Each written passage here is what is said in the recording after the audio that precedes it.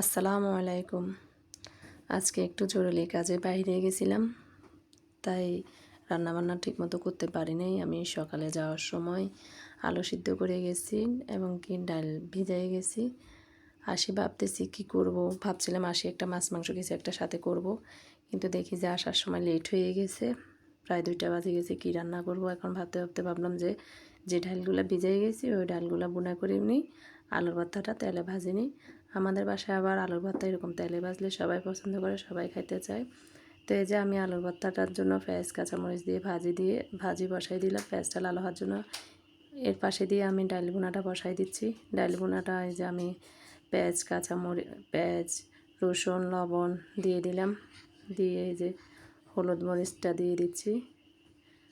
হলুদ দিয়ে দিলাম আমি 1.5 চা চামচের মতো, দিয়ে মরিচের গুঁড়াটা আমি আইসক্রিমের যে চামচগুলো থাকে ওই চামচগুলো দিয়ে 3টা চামচ হলুদ গুঁড়া দিলাম, 1 চা চামচ আপনার মুরগির মশলা রাঁধুনি যে মশলাটা আছে মুরগির মশলা সেটা দিলাম।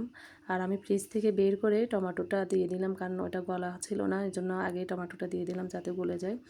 এখান দিয়ে আমার পেঁয়াজ ভাজাটা হয়ে গেল। একটা ডিম ছিল ভাঙা, বাসায় বাচ্চা ভেঙে ফেলছে, ওই সাথে ডিমটাও দিয়ে দিলাম, দিয়ে আলু ভর্তাগুলো দিয়ে আমি এবার আলু ভর্তাগুলো পেঁয়াজের সাথে ভাজতেছি। এই যে আমি ভাজি বসাই দিলাম, দিয়ে এখান দিয়ে টমেটোগুলোর বরফ গলে গেল ভালোভাবে। এরপর আমি এখানে ডাল দিয়ে দেব। আমার ডালগুলো দিয়ে দিচ্ছি, ডালগুলো হয়ে যাচ্ছে। ডালগুলো দিয়ে আমি নেড়ে চেড়ে একটু কষতে দিয়ে দেব। যে আমার কষানোটা হয়ে আসছে, এখন আমার ডালটা হয়ে যাবে।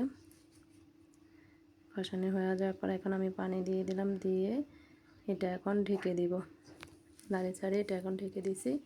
দেওয়ার পরে পাকে আমি আলু ভর্তাটা উল্টে পাল্টে দিয়ে রান্নাটা কমপ্লিট করে নিচ্ছি। এই যে আমি এখন আলু ভর্তাটা উল্টে পাল্টে আবার সমান করে দিয়ে দিলাম, সমান করে দিয়ে এখন ডিমের ভাজির মতো উল্টে দিলাম। এই যে দেখেন এখন আমার আলু ভর্তাটা হয়ে গেছে, এই পাকে আমার ডাল ভুনাটাও হয়ে গেছে। আমার এই সহজভাবে রেসিপিগুলো আপনাদের কাছে যদি ভালো লাগে আপনারা লাইক কমেন্ট শেয়ার করতে ভুলবেন না, আর আমার পেজটা ফলো দিয়ে রাখবেন। এই যে আমার এখন সব কমপ্লিট, দুপুরের রান্নাটা শেষ। এখন আমি খাইতে চলে যাব।